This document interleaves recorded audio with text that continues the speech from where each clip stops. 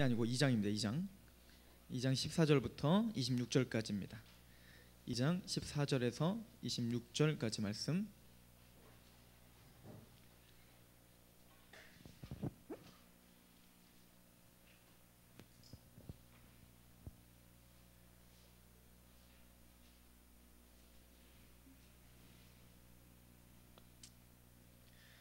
야고보서 2장 14절에서 26절까지 제가 봉독해 드리도록 합니다.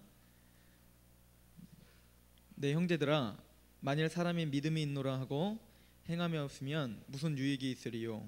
그 믿음이 능히 자기를 구원하겠느냐? 만일 형제나 자매가 헐벗고 일용한 양식이 없는데 너희 중에 누구든지 그에게 이르되 평안히 가라, 덥게 하라, 배부르게 하라 하며 그 몸에 쓸 것을 주지 아니하면 무슨 유익이 있으리요?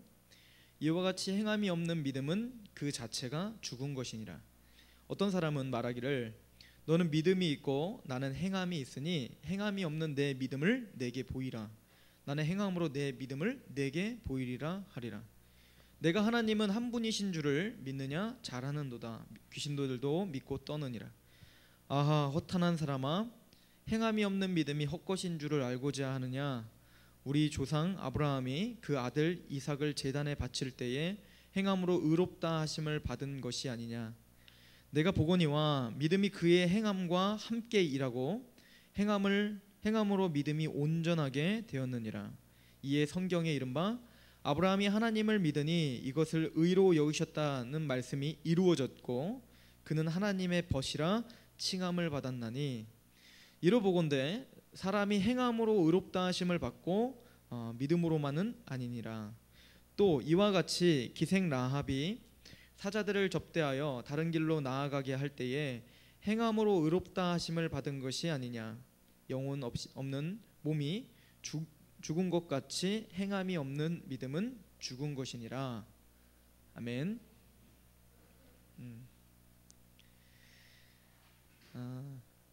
오늘 말씀에 내 형제들아, 만일 사람이 믿음이 있노라 하고 행함이 없으면 무슨 유익이 있으리요? 그 믿음이 능히 우리를 구원하겠냐? 이렇게 우리에게 되물어 보고 있죠. 야고보는 우리들에게 믿음에 대해서 점검을 해보기를 원하는 것 같습니다. 너희 믿음이 진짜 믿음이냐? 너가 진짜 믿음이 있는 게 맞냐? 네, 저는 믿음이 있습니다. 저는 확신합니다. 진짜 믿음이라고 하는 것은 나는 믿음이 있다라고 주장하는 것이 믿음이 있는 사람이 아니라 진짜 믿음이 있는 사람이 믿음이 있는 것이란다.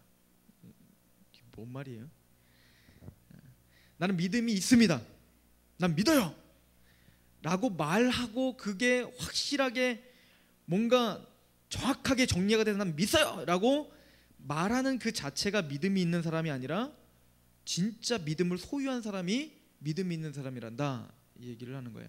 고로 이 당시에도 나는 믿음이 있습니다 라고 말은 잘하는데 실제적인 삶 가운데서는 전혀 변화가 없는 사람들이 있었다는 거죠. 이해가십니까? 야고보 사도는 그러므로 너희들이 지금까지 들어온 바 바울이 말하고 여러 다른 사도들이 이야기한 것과 같이 믿음으로 구원받는다는 얘기는 다 거짓말이다. 너희들이 지금까지 속아왔다. 그러므로 너희들은 믿음으로 구원받는 것을 그렇게 착각해서 속지 말고 너희들은 행함으로 구원을 받기를 바란다. 행함이 없으면 너희들은 구원에서 떨어지는 줄 알아라 라고 엄포를 놓는 말이 아니라는 거예요. 야고보 사도는 지금 무엇을 강조하고 있다고요? 행함을 강조하는 게 아니라 믿음을 강조하고 있다는 얘기입니다.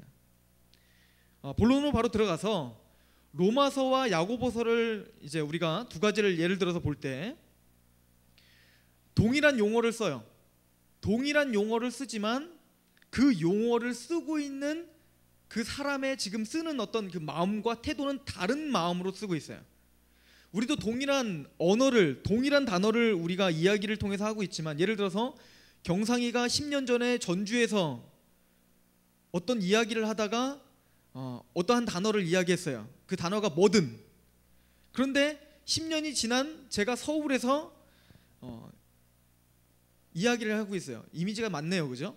저는 서울에서 이렇게 이야기하는 것과 경상이 저기 전주 저기 시골에서 이야기하는 것과 이미지가 맞아요, 그죠? 느낌이 딱 오시죠? 뉘앙스가 다르단 말이에요. 단어 자체의 뉘앙스는 달라요. 저기서 하는 경상이가 10년 전에 전주에서 이렇게 얘기하는 것과 10년 후에 제가 서울에서 이렇게 딱 쓰고 있는 용어는 똑같은 단어를 쓰고 있지만 사람의 어떤 지금 상황과 지금 마음과 여러 가지 것들을 고려해서 이야기해야 될 필요가 있어요. 그 단어가 뭐가 됐든. 이해 가십니까? 바울 사도와 지금 야고보가 동일한 용어를 써요. 특별히 믿음과 행함, 의롭다, 의라고 하는 동일한 용어를 쓰고 있지만 그 용어는 단어로다가 그냥 무조건 그 단어다 이렇게 하고 무조건 그렇게 해석할 수 있는 용어가 아니라는 얘기예요. 지금 쓰는 뉘앙스가 다르고 쓰고 있는 무게감이 다르다는 거예요. 무슨 얘기냐? 로마서에서 믿음 할 때 그 믿음이라고 하는 단어의 무게감은 굉장히 묵직한 무게감이 있는 거예요. 로마서에서 지금 믿음을 말할 때는 어떤 믿음이에요? 지금 바울이 말하는 믿음 하면 어떤 믿음이에요? 복음은 믿음에서 믿음에 이르게 하나니 하나님의 뭐가 일어나요? 구원의 능력이 나타나는 게 복음에서 나타나죠. 그 능력 있는 복음의 말씀을 듣고 믿었다 이거예요. 그죠?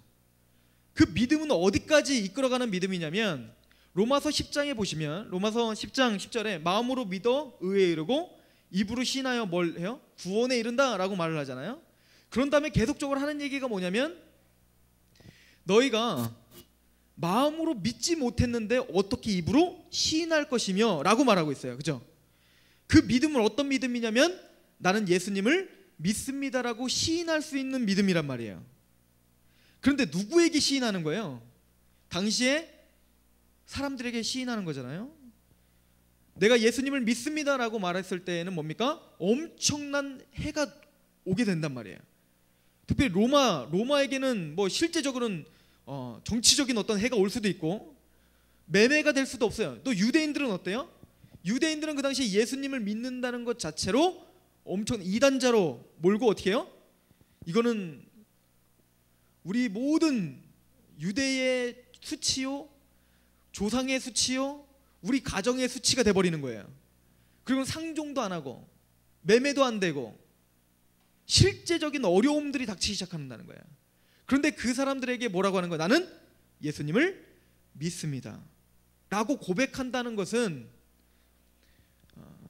실제적으로 내가 어려움을 감당하겠다라고 하는 결단인 거예요.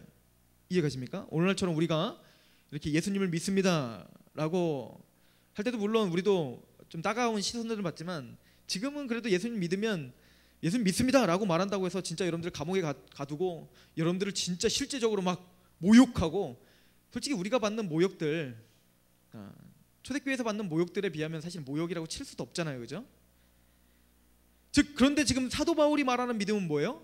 그 모든 것을 감내하면서도 나는 예수님을 믿습니다 라고 말할 수 있는 능력이 어디 있다는 거예요. 마음으로 믿어 의에 이른 사람이어야 된다 이렇게 말하는 거죠. 즉 사도 바울이 말한 믿음이라는 건 우리에게 실제적으로 구원을 줄 수 있는 믿음이에요. 묵직한 믿음입니다. 그래서 그 믿음을 설명을 쭉 한 다음에 로마서에서 12장이 뭐라고 했다고요? 우리를 산제물로 드릴 수 있는 믿음이에요. 이해가십니까? 그 어마어마하신 그 하나님께서 나를 위해서 십자가에 돌아가셨다.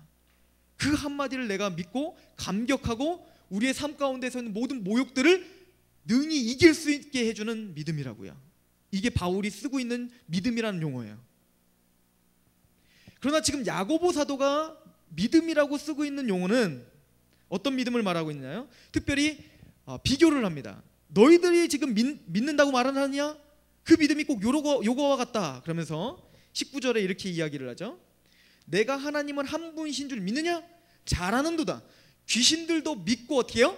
떤다. 이렇게 해요. 지금 야고보가 지금 질타하고 있는 믿음이라는 건 어떤 믿음이에요? 직적인 믿음만을 말하는 거예요. 네가 진짜 하나님 믿는다고? 네 하나님 믿는데요. 예수님 믿어? 나 예수님 믿어요. 나 예수님 십자가 돌아가신 거 나 안다니까요. 나 믿어요. 할렐루야. 그분은 우리의 왕이셔요. 우리의 아들이시라니까요. 그래? 말은 잘하는 거예요. 그러나 실제적인 삶에 있어서 그 삶을 전혀 바꿀 수 없는 믿음이에요. 동일한 용어를 쓰고 있지만 이 믿음은 바울이 쓰고 있는 믿음이 아니에요. 로마서에서는 로마서로 얘기하자면 지금 야고보가 말하는 그 믿음이라고 하는 건 진짜 믿음이 아닌 거예요. 바울이 로마서를 쓰고 있으면서 만약에 이걸 보고 있었다면 야고보가 지금 말하는 것은 믿음, 진짜 구원을 주는 믿음은 아니다 이렇게 얘기했을 거예요. 왜 그러냐면 야고보도 그렇게 이야기하죠. 14절 보세요. 내 형제들아, 만일 사람이 믿음이 있노라 하고 행함이 없으면 무슨 유익이 있으리요? 그 믿음이 능히 자기를 구원하겠느냐? 무슨 얘기예요? 믿음이 있노라고 믿음이 행함으로 이끌어가지 않는다면 그 믿음이 진짜 능력 있는 믿음이겠느냐? 전지전능하신 하나님께서 친히 주신 믿음이겠느냐? 속지 말아라 이 얘기하는 거죠. 여러분들도 복음을 전해 보셨죠? 복음을 전해 보신 분 계실 거예요. 그리고 복음을 전해서 정말로 그 아비된 마음이 돼서 여러분들 복음을 전하고 내가 진짜 복음을 전해서 나를 통해서 구원을 받는 역사가 일어나셔야 돼요. 그것은 단순히 전도 잘해서 상급받자라는 개념이 아니라 실제적으로 내가 진짜로 마음으로 이 사람이 정말 구원받아야 되는데 라는 마음을 갖고 계속 기도함으로 만나서 복음을 전했더니 정말 하나님의 역사로 그 사람이 구원받는 역사가 일어났어. 그 사람은 이런 역사를 체험하지 못한 사람보다 월등히 더 성장할 수 있습니다. 동일한 나이지만 아기를 낳은 사람과 그렇지 않은 사람은 생각이 다르고 수준이 다를 수밖에 없어요. 삶의 무게감과 책임이 다를 수밖에 없다고요. 영적으로도 마찬가지인 거예요. 이해가시죠? 근데 그렇게 진짜 여러분들이 만약에 정말 해산하는 수고로 한 몇 년 동안 정말 그를 위해서 복음을 전했는데 맨날 모욕당하고 그래도 불구하고 나는 그 사람을 구원시켜야 돼. 계속 기도하고 또 전하고 그래도 모욕당하고 그런데 또 기도하고 또 전하고 또 모욕당하고 그런데 복음을 딱 전했더니 언젠가 갑자기 마음이 열려서 믿음이 생겨서 구원을 받는 역사가 일어났어. 여러분들 어떤 마음이 들겠어요? 뜨겁겠죠. 정말 이 사람이 그 다음에는 어떻게 되길 바라겠어요? 정말 하나님 앞에 성장하길 바라겠죠. 이 사람이 정말로 성장하는데 내가 최선을 다해 도와주고 싶겠죠. 이게 자연스럽게 생긴단 말이에요. 이런 경험이 있어 보신 분은 아마 야고보가 왜 이런 말을 하는지 알 거예요. 저도 이런 싸움, 이 싸움에 너무 많이 갈등을 많이 한 사람이에요. 물론 저 스스로에게도 그랬어요. 제가 사실은 상록교회에 왔었던 그때 제가 대전에서 굉장히 여러 가지 일들이 있었어요. 여러 가지 일들이 있었어. 제가 그 얘기 시작하면 이제 우리 오늘 팀 모임 못하는 거죠. 인간 관계 속에서의 문제가 굉장히 하여튼 바닥을 쳤어. 이성 간의 문제도 그때 바닥을 쳤고 말 그대로 채웠어 내가. 기가 막히죠. 게다가 부교육자로서도 제가 엄청난 실패를 했어요. 제 느낌에 부교육자로서 내가 실패를 했구나. 그리고는 제가 더 이상 묻지는 마시고 대전에서 하여튼 제가 한 달 동안 원룸에서 나오질 않고 집에 있는 양식 갖고 그냥 거기서 이제 은둔 생활을 하기 시작했어요. 이제 사역도 그만두고 한 달 동안 은둔 생활하는 거야. 아니 몇 달 전만 해도 막 힘있게 구원론 하러 다니고 막 학교 쫓아다니면서 막 그룹으로 성경 공부하러 다니고 막 그렇게 막 열심히 다니던 사람이 한순간 갑자기 다 무너져가지고 그냥 은둔 생활하는 거야. 라면 끓여 먹고 인터넷하고 잠자고 일어나서 누구 아는 사람한테 전화해서 너 어디냐? 교회라는 거예요. 아니 교회는 뭐 이렇게 늦게까지 널 잡아두냐? 빨리 와, 나 심심해. 이렇게 되는 거죠. 그러니까 저는 예배만 얼른 드리고 이제 와가지고 이제 또 누워서 혼자 막 힘들어하고 그러고 사는 거예요. 그러다가 제 마음에 어떤 마음이 들었냐면 항상 양들은 목자가 가본 만큼만 가본다 이런 생각을 했어요. 제 안에 가장 갈등이 하나 있었어요. 뭐냐면 사역자로서 이런 얘기하는 게 참 창피하지만 복음을 전해요.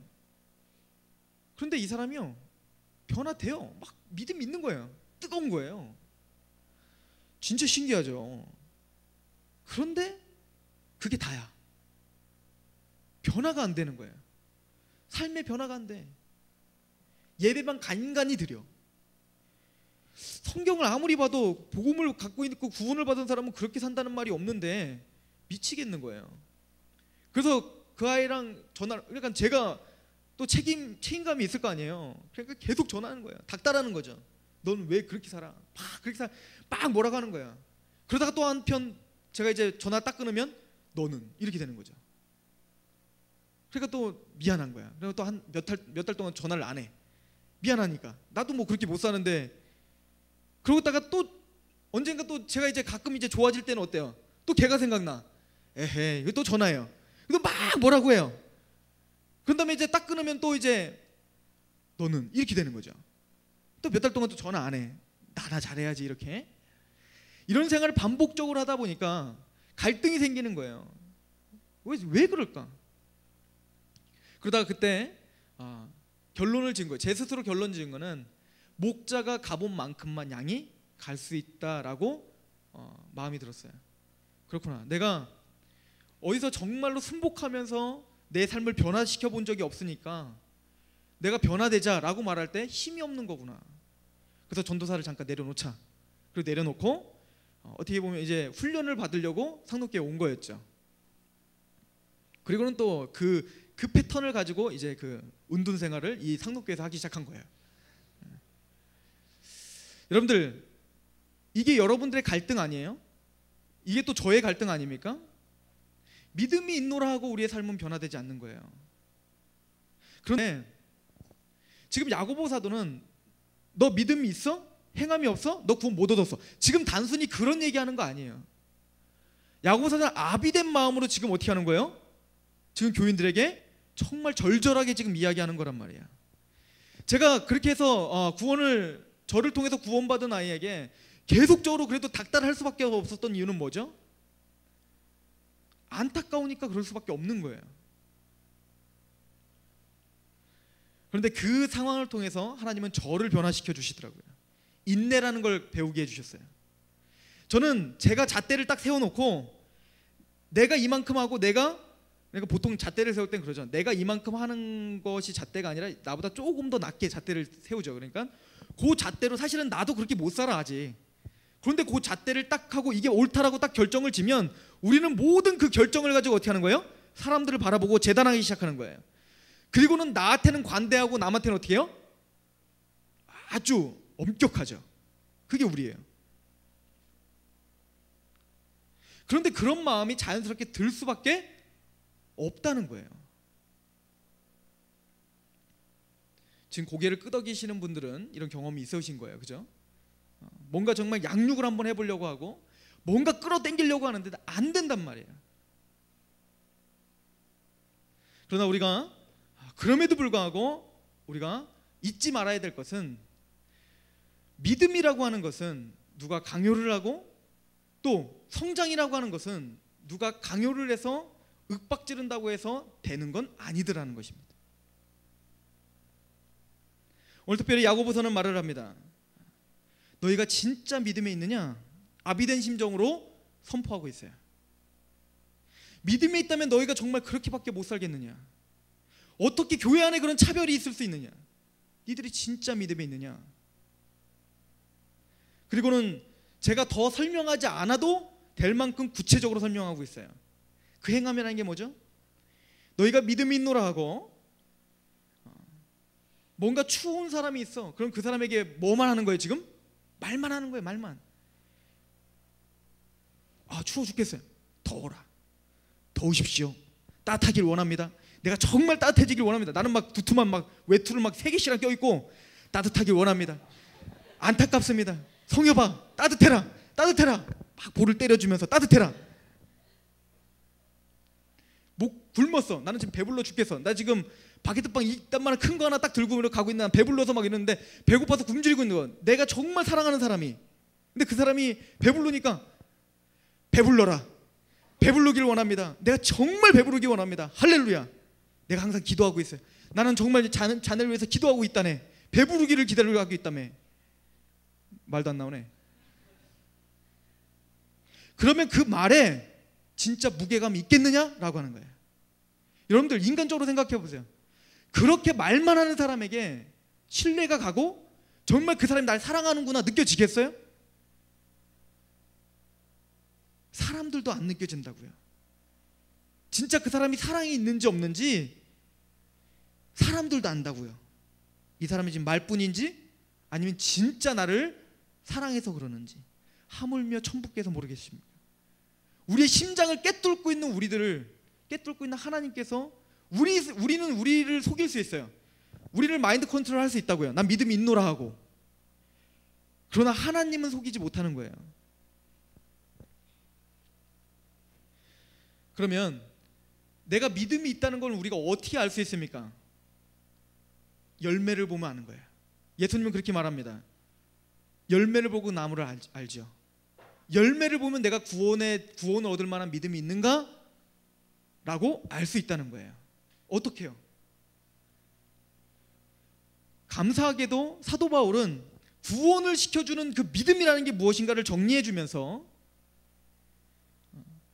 믿음을 갖고 있는 사람은 이런 삶을 살 수밖에 없습니다 라고 삶도 이야기하지만 그 삶이라는 건 사실은 인내가 필요한 거예요. 예를 들어서 수열이가 구원 받자마자 갑자기 성자가 돼버리고 갑자기 이삭 바쳐버리고 막 이러나요?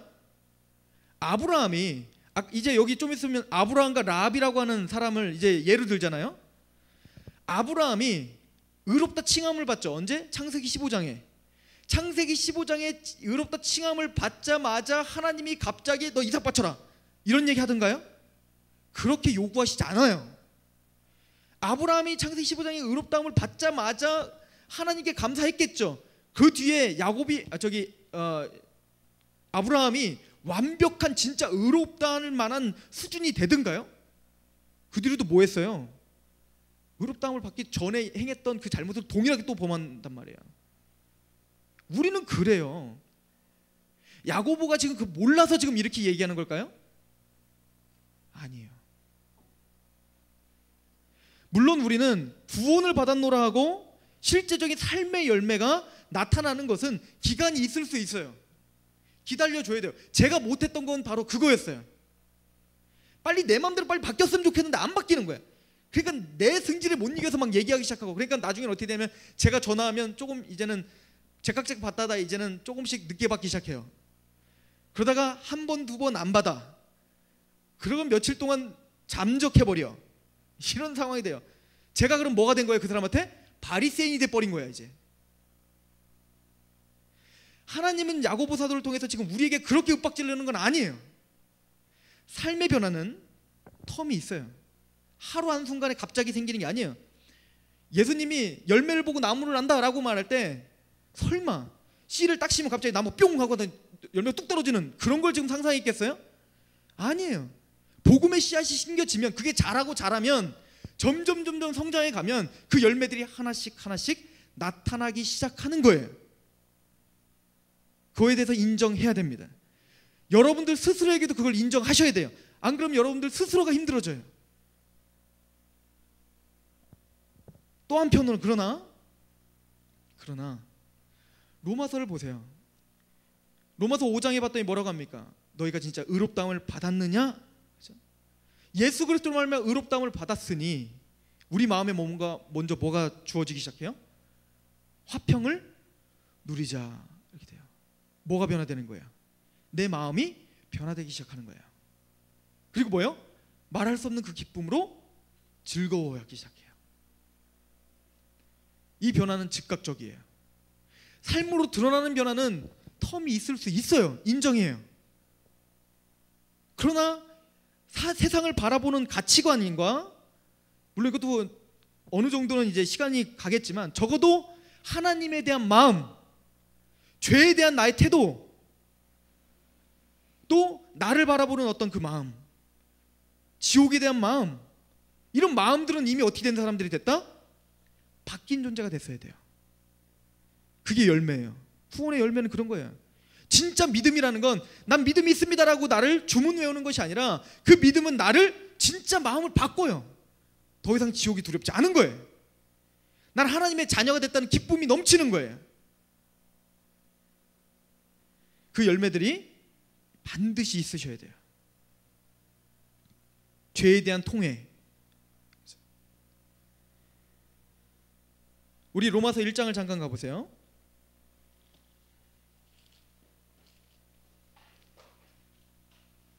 이상해요. 설교만 하면 이렇게 시간이 빨리 가죠.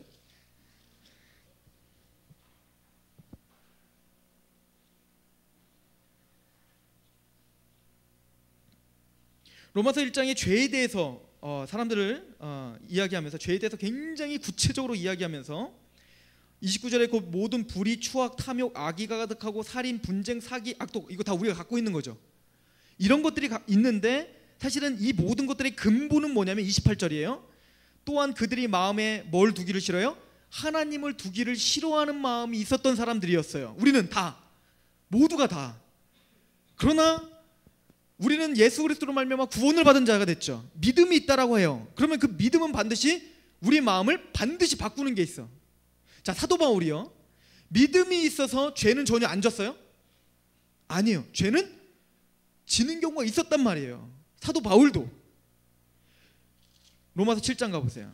혹시나 구원받기 전에 했던 짓을 또 구원받은 이후에도 하는 게 전혀 없어요? 있겠죠. 그러나 그 마음은 이미 확정된 마음이 하나가 있어요. 달라진 마음이 있다고요. 로마서 7장을 가보세요.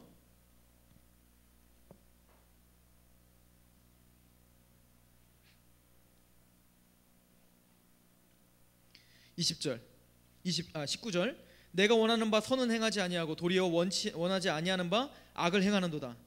지금 사도 바울이 그런 마음이라는 거예요. 만일 내가 원하지 아니하는 그것을 하면 이를 행하는 자는 내가 아니요 내 속에 뭐가 또 거해요? 같이? 죄가 같이 거해요. 그러므로 내가 한 법을 깨달았노니 그 선을 행하기 원하는 나에게 뭐도 같이 있어요? 악도 함께 있어요. 그러니까 우리가 계속적으로 이렇게 힘들고 갈등이 생겨. 그러나 22절 내 속사람은 이미 어떻게 됐어요? 하나님의 법을 즐거워하는 사람이 됐단 말이야. 이거는 구원받은 사람은 반드시 있어야 될 열매야. 하나님의 법을 즐거워해야 돼. 어쩌든 그렇게 살려고 뭡니까? 내 마음을 고정시켜야 돼요. 이거는 즉각적인 거예요. 야고보서를 다시 한번 가보세요.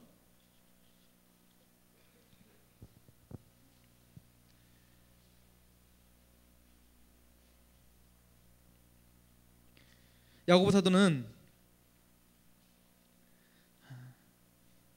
22절에 내가 보거니와 믿음이 그의 행함과 함께 일하고 행함으로 믿음이 온전하게 됐느니라. 믿음과 행함은 떨어질 수가 없다는 거예요. 여러분들도 그렇겠죠. 근데 뭐부터 시작이에요? 믿음이에요. 믿음은 어떻게 한대요? 그의 행함과 어떻게 한다? 일을 같이 한다는 거예요. 믿음이라는 게 있으면 그 믿음은 반드시 우리의 행동들과 우리의 마음들, 이미 마음은 이미 변화됐어. 그리고 우리의 실제적인 삶을 살아갈 때 우리를 주장하고 우리를 계속적으로 뭔가 이끌어가는 능력이 어디서 나타난다? 믿음에서 나타난다는 거예요. 그 믿음의 그 원동력, 십자가상의 그 감격, 그 예수님을 믿는다는 그 믿음, 그것은 우리의 삶을 이끌어갈 수밖에 없는 믿음의 능력이 나타나는 거예요. 그리고 더 나아가서 믿음으로 그렇게 행함을 할 때 또 놀라운 건 행함을 그렇게 하게 됐어. 믿음을 통해서 그렇게 행함을 하게 될 때 믿음이 또 어떻게 돼요? 온전케 되더라는 거예요. 하나님이 여러분들의 믿음을 주신 목적에 대해서 지금 설명해 주고 있어요. 이해 가십니까? 믿음은 단순히 영혼 구원만을 위한 믿음이 아니에요. 하나님이 여러분들을 택정하신 것은 단순히 영혼 구원만을 위한 택정이 아니라는 거예요. 창세전에 하나님께서 그리스도 안에서 우리를 택하셨어요. 왜요? 우리를 흠없고 점없이 하기 위해서요. 우리를 정말 거룩한 존재로 만드시기로 작정하고 시작한 게 믿음이란 말이에요. 그리고 우리를 의롭다 칭해 주셨다는 거예요. 자, 여기서 또 하나의 용어의 차이가 있어요. 로마서에서 쓰고 있는 행함이라고 하는 것은 지금 그 당시에 지금 사도 바울이 지금 경계하고 있는 지금 사람들은 어떤 사람이에요? 행함으로 하나님 앞에 의롭다함을 받으려고 하는 사람들이죠. 그래서 지금 사도 바울이 쓰고 있는 행함이라는 건 뭐예요? 믿음이 없이 뭔가 열심히 함으로 말미암아 내가 하나님 앞에 의롭다함을 받으려고 하는 사람을 경계하기 위한 행함이에요. 그러나 지금 야고보가 쓰고 있는 행함은 어떤 거예요? 우리 편의 행함이에요. 우리 편의 행함. 믿음과 결부가 되어서 열매적으로 나타난 행함을 말하는 거예요. 이해 가세요? 그 행함은 반드시 있어야 되는 것이 아니냐, 이렇게 말하는 거죠. 또 하나 용어 차이가 있어요. 의롭다함이에요. 의롭다함. 사도 바울은 뭐라고 했어요? 아브라함이 하나님을 믿음에 어떻게 됐다? 의롭다함을 받았다라고 이미 얘기됐고, 사도 바울이 꾸며 얘기한 게 아니야.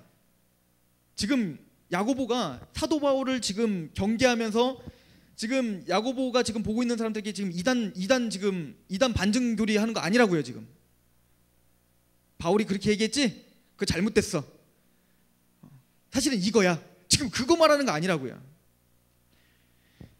바울 사도는 예수 그리스도를 믿음으로 복음을 들었을 때 우리에게 뭡니까? 믿는 그 즉시 우리를 뭡니까? 구원시키는 능력이 나타나고, 그 즉시 우리는 뭐를 받았어요?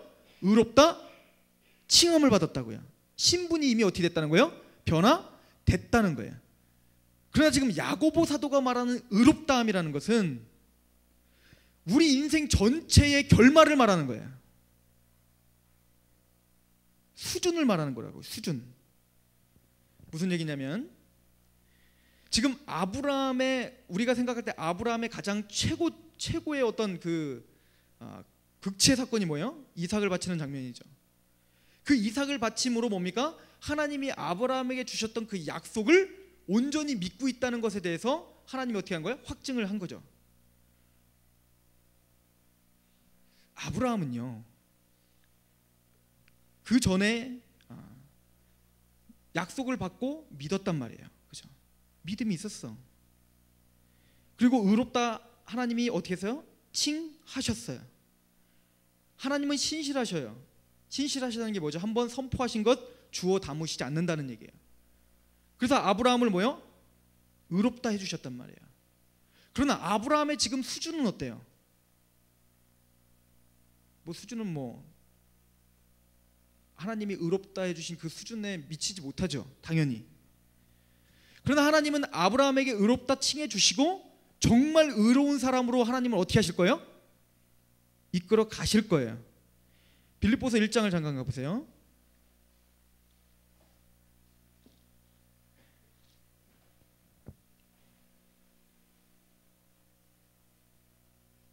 (1장 6절입니다) 너희 안에서 착한 일을 시작하신 이가 그리스도 예수의 날까지 이루실 줄을 우리는 확신한다. 하나님께서 복음을 위하여 하나님이 착한 일을 시작하셨어요. 빌립보 교인들에게. 그리고는 뭡니까? 예수의 날까지 성실하게 믿음을 주신 그분이 어떻게 하는 거예요? 착한 일을 시작하신 이가 마무리도 지으실 거예요. 그러면 어디까지 가는 게 마무리입니까? 10절 보세요. 너희로 지극히 선한 것을 분별하며 또 진실하여 허물 없이 그리스도의 날까지 이루고 예수 그리스도의 말미암아 의의 열매가 가득하여 하나님의 영광과 찬송이 되기를 원해요. 근데 거기까지 누가 우리를 이끌어 가실 거라는 거예요? 하나님이 이끌어 가실 거라는 거예요. 잘 보세요. 여기 보면 2장에 보면, 우리 야고보서 2장에 보면 23절을 한번 보세요. 이에 성경의 이름 아브라함이 하나님을 믿으니 이것으로 의로 여기셨다는 말씀, 이거는 이미 야고보도 어떻게 하고 있어요? 인정하고 있는 거예요. 의로 여기셨다, 성경에 그대로 나와 있으니까. 그 말씀이 어떻게 됐대요? 이루어졌다, 이 말은 온전케 되었다 이런 뜻이에요. 완성되었다 이런 뜻이에요. 그리고는 그는 하나님의 벗이라 칭함을 받았다. 자, 이 시점에서 우리는 믿음이라는 것이 무엇인지 히브리서 기자가 쓴 것을 한번 볼 필요가 있어요. 히브리서 11장 가보세요. 믿음장.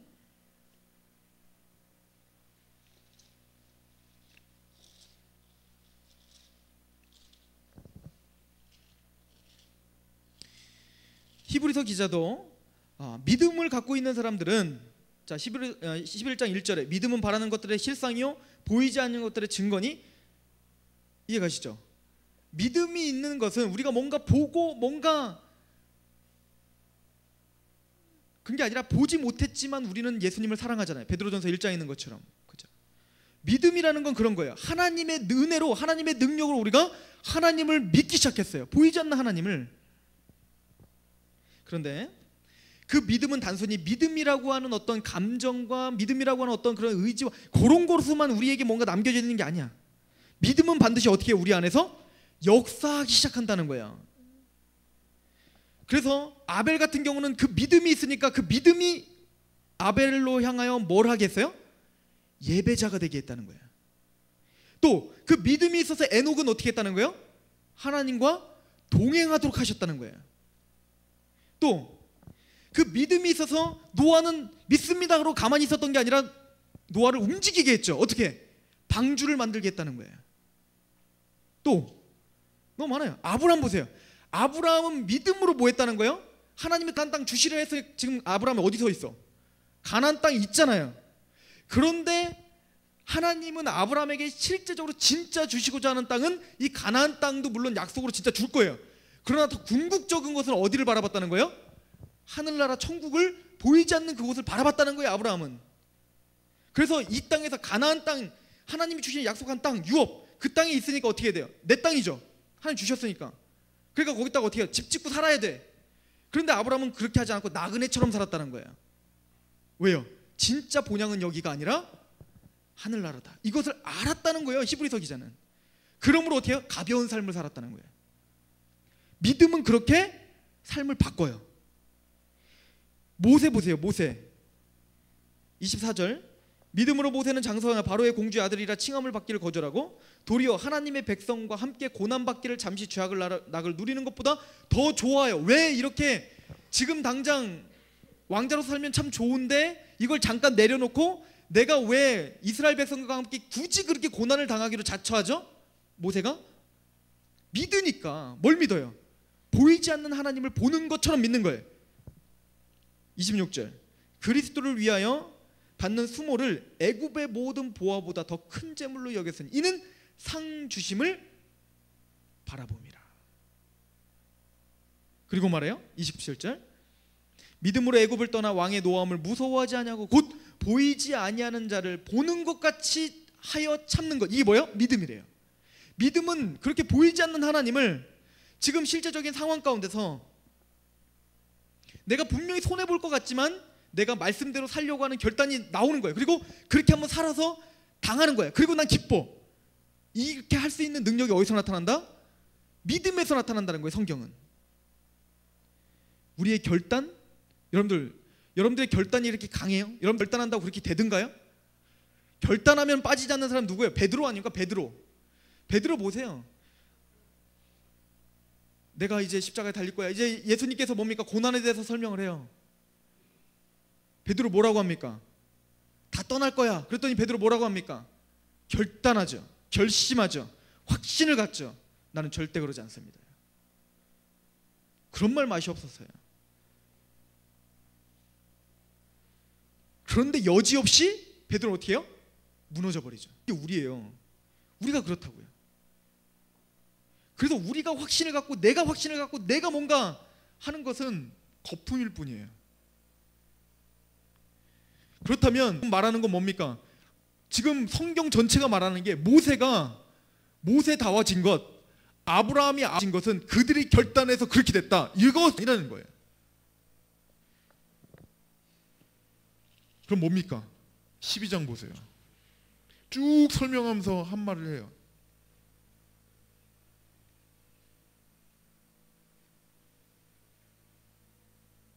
12장 1절 이러므로 우리에게 구름과 같이 둘러싼 허다한 증인들이 있으니 모든 무거운 것과 얽매이기 쉬운 죄를 벗어버리고 인내로써 우리 앞에 당한 경주를 하였다. 이런 엄청난 삶을 살았지 않느냐? 뭘로? 믿음으로.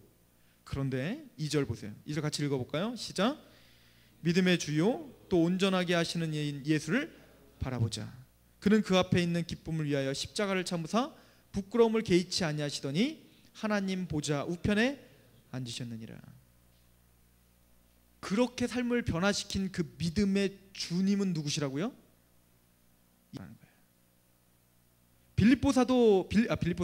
빌립보 교회의 사도 바울이 착한 일을 시작하신 이가 수련날까지 이루실 줄로 확신하는 거예요. 아브라함이 아브라함 된 것은 누가 해주신 거예요? 하나님이 그 믿음 지켜주셨기 때문이라는 거예요. 그래서 그를 지켜주시는 하나님을 바라보는 것밖에 우리는 한 게 없는 거예요. 그러나 히브리서도 이렇게 이해 또 한편은 뭐라 그래요? 너희가 피 흘리기까지 싸우지 아니하는구나. 우리는 항상 이 긴 가운데 사는 겁니다. 야고보서를 다시 우리 정리합시다.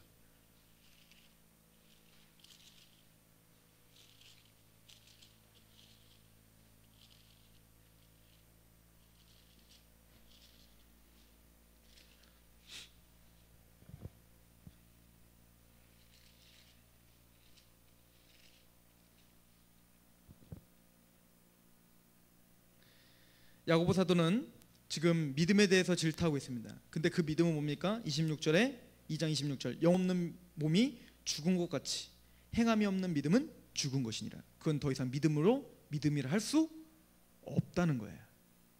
여러분들 정말 믿음이 있으십니까? 저는 이 말이 제 안에 계속 남는 메시지가 돼요.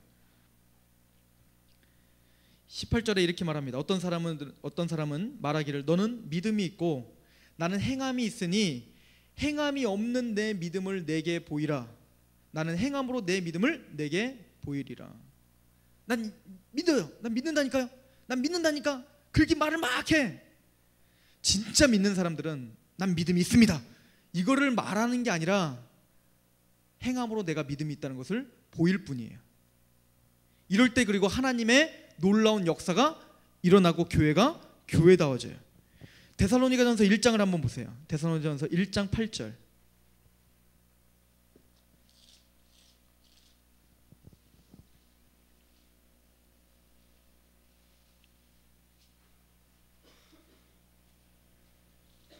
(1장 8절) 보세요. 데살로니가 교회에게 칭찬을 하면서 이런 얘기를 하죠.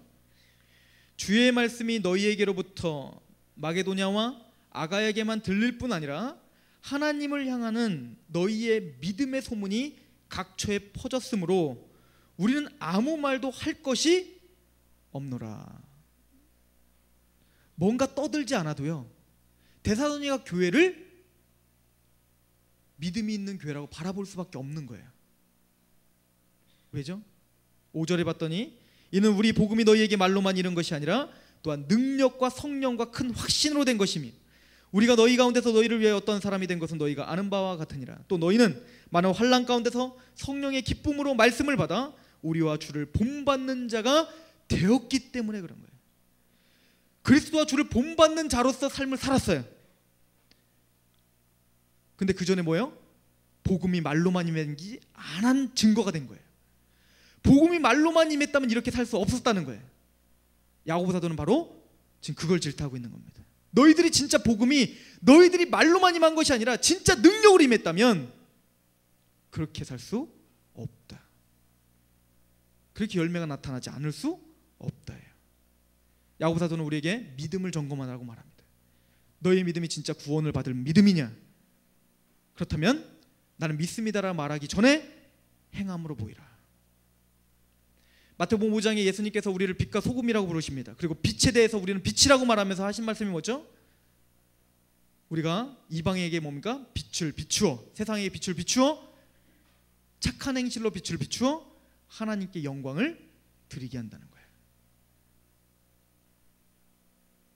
2010년도 저부터 시작해서 상록교회 믿음이 있노라, 구원의 능력이 있노라, 거기엔 복음의 능력이 있다, 이것을 우리의 삶과 우리의 말과 우리의 행동으로, 그래서 누가 그렇게 말로 성경 공부를 해서 알려주는 게 아니라 딱 오면 느껴질 수 있게, 그게 우리의 하나님의 부르심의 목적인 줄 믿습니다. 기도하겠습니다.